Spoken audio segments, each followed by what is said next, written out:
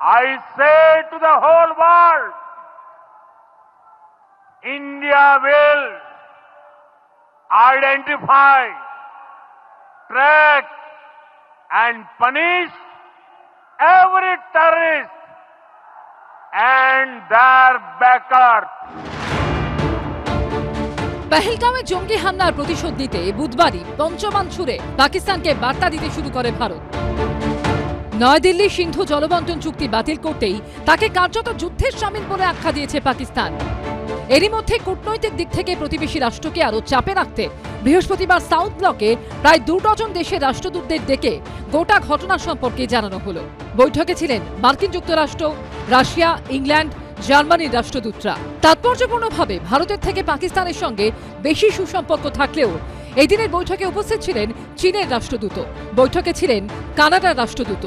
Diplomatic warfare এই জবাব তো দেবারই আছে, কিন্তু যেটা দেশবাসী এখন ভাবছে, স্পেশালি উরির পরে এটা আমার মনে মানুষের মনে এটা এসে গেছে, এর পরের পদক্ষেপটা কি? ডিপ্লোম্যাটিক ওয়ার তো হতে হবে এবং ডিপ্লোম্যাটিক ওয়ার হয়েছে। এবং লক্ষ্য করে দেখবেন যে মোদিজির মানে বিমান যে ফেরত তারা পাকিস্তানি এয়ারস্পেসটা ইউজই করেনি।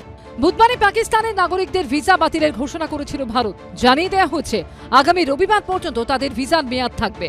আর যারা মেডিকেল ভিসা এসেছেন তাদের ভিসার মেয়াদ থাকবে 29 এপ্রিল পর্যন্ত।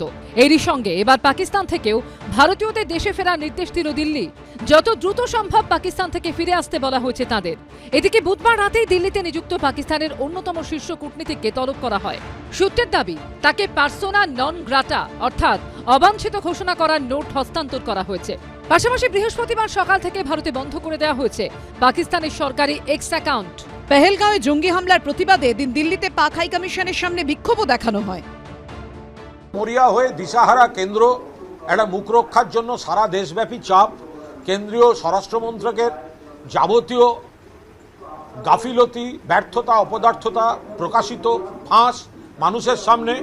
ফলে এখন ওই জল চুক্তি আপাতত স্থগিত, ওখান দিয়ে যাতায়াত আপাতত বন্ধ, এইসব করছেন। পাকিস্তানকে একটা সন্ত্রাসবাদী রাষ্ট্র ঘোষণা করা উচিত, যেটাকে কার্যত কোনো দেশ বলা যায় না, যাকে পরিচালিত করে সেখানকার মিলিটারি, এবং সন্ত্রাসবাদী তাদের একমাত্র বেঁচে থাকার উপায়, পদ্ধতি। তাদের তো একটা জবাব দেবার সময় এসেছে।